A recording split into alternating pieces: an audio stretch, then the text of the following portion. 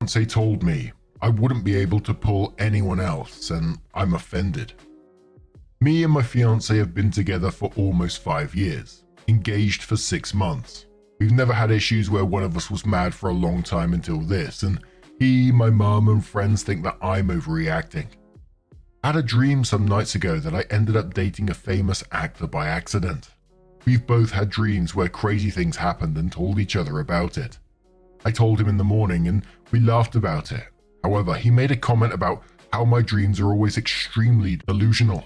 I asked him to elaborate, thinking it would be something funny, and instead was met with a comment about how I wouldn't be capable of pulling someone half as attractive as said actor, let alone him. I was taken aback, and he doubled down and told me to be realistic, that most men wouldn't even look my way because I look like I'm already taken, and stopped looking interesting some time ago, and now even more with the engagement. I told him that I don't want any men to look my way, but the implication of his words hurt me. He told me it was irrelevant because we're together and I wouldn't leave him, and to stop being offended over something I asked, and left. For the record, my weight, hair, and general appearance have stayed the same. I'm low-key high maintenance, so this isn't me letting go or something. I called my mum for reassurance, and she agreed I was overreacting. I called my friends for the same purpose and was met with the same response. I feel very hurt because I love my fiancé and find him very attractive, and I know other people do. I'm grateful that he chose to be with me, and that makes me value him even more. I thought he thought the same about me, but apparently he thinks I wouldn't ever leave him because I can't pull anybody. That is somehow making me feel like he doesn't value me as I do. And worst of all, that I may be wrong for how I feel, but I can't control it. Am I overreacting? If so, how can I manage this so it doesn't affect us long term? It's been almost a week and he is still being short with me because I look like I'm miserable about a petty thing. I just want things to go back to normal. ETA, the actor, was Adam Driver. I've had a few DMs asking this in case it's relevant. ETA 2, my closest friend group, is a 4-girls group where I'm the only one with a relationship / that has been in one. Another detail someone messaged me to include. I do have other friends, but I haven't told them anything given the response I got from my closest circle. Finally, I have a long history of being super sensitive. I've cried over minor things my whole life, which is why it is not surprising for my closest ones to immediately call me out on it. I'm in therapy addressing that, my pushover nature and my self-esteem issues. Thank you to everyone that has commented and given me support and reassurance. I'll be forcing him to talk to me today, to see if this is in any way salvageable or if I just lost half a decade of my life. Lol. How is other people agreeing with this, your mum and friends? What kind of fucking planet are they on? Did you actually tell them what he said? Because that's ridiculous. He said that you stopped looking interesting some time ago, and even more with the engagement.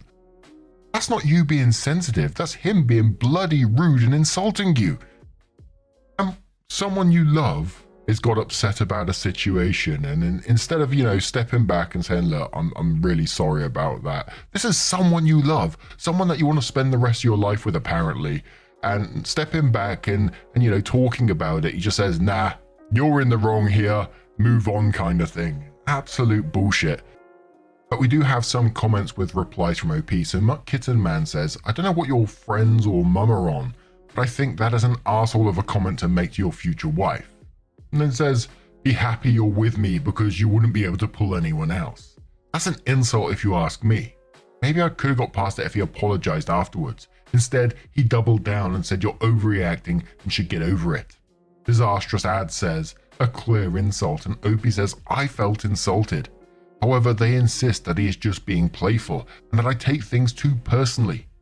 They also implied that it's irrelevant too, because I'm taken and don't need to pull anyone per se. I've had self-esteem issues in the past. I'm currently in therapy and doing so much better. Even so, my fiancé helped me really be comfortable in my body. This feels so out of character for him, and it's the first time he's reacted angry towards me. I was honestly at a loss. Auntie Venom quotes the section where it says, I'm already taken and stopped looking interesting some time ago, and it says, what?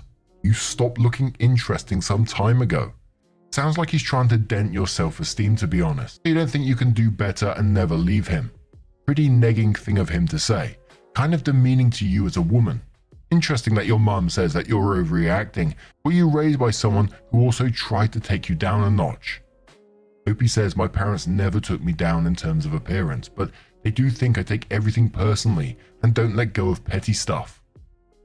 You Tossed Avocado says, in quotes, they do think I take everything personally and don't let go of petty stuff, and then says, I bet dollars to donuts you can't name one single time you've had an issue with something and your parents acknowledged you were hurt and gave a real apology.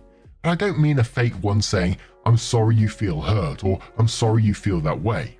I mean, sorry I did X to hurt you. After a lifetime of having your needs unmet and discarded, you're going to be pretty used to having a broken compass when it comes to advocating for yourself. Opie says, completely true. I've never been given an apology by them. They've been good to me in other ways, but never in recognizing when they messed up. Nerd Girl says, how is it a non-issue if you're upset? That makes it an issue. Opie says, I have a long history of being upset at non-issues because I've been told multiple times I'm oversensitive. It's getting better and I'm getting better. This was really out of the blue, but it did set me back a couple of steps. Shelly895 says, who told you there were non-issues? Any specific examples? Opie says, usually my family. I'm the second oldest, but oldest girl in the family. When expectations were different for me than my older brother or younger sister, and I tried to object, those would be called non-issues, and I was always the one to compromise and deal with it. In the relationship, I can just think of one previous instance for something that was a non-issue, which was a minor fight regarding chores where I got pissed at him because he didn't wash dishes properly. This became a "you're ungrateful because he helps" from my immediate female family members. But OP comes into the post 7 weeks later and updates and says, hi everyone, I've been getting messages regarding my previous post and also people asking how I'm doing. I'm doing good. I would like to thank everyone who took the time to comment, reassure me, and even share resources for me. OP gives a brief TLDR then, but we're going to go into the full part of it. So it says, for those of you who want the details, here it goes. First, you gave me the courage to reach out to my other friends outside my closest circle, and they were shocked by what happened and told me not to brush it off. They echoed many of your comments and even called it negging too. Also, my therapist backed up my feelings and said I needed a straight-up chat with my partner to set some clear boundaries and decide what's best for me and what I wish to enforce as my non-negotiables. Second, I did follow someone's advice and started going out more with my supportive friends.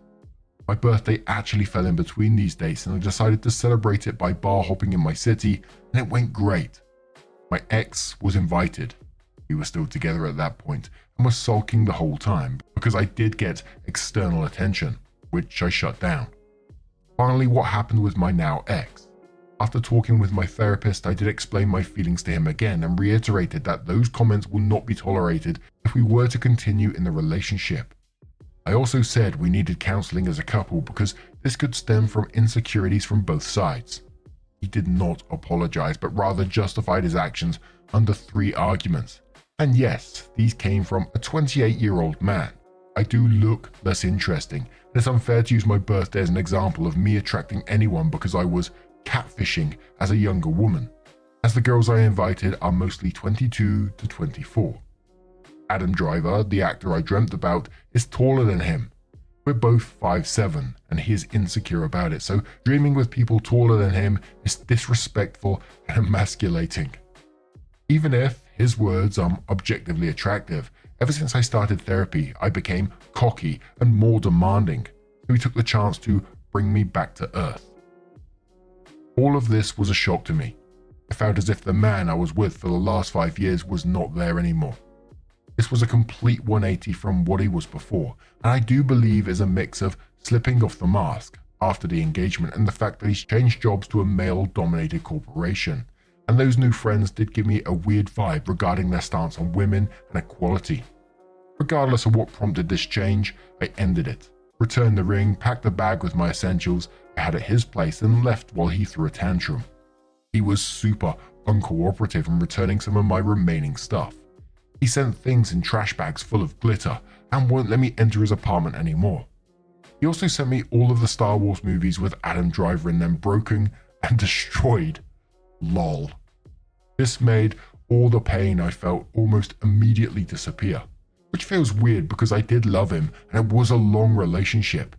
Yet I grieved for like a week only.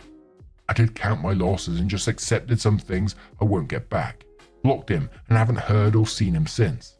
Thank God it's a big city.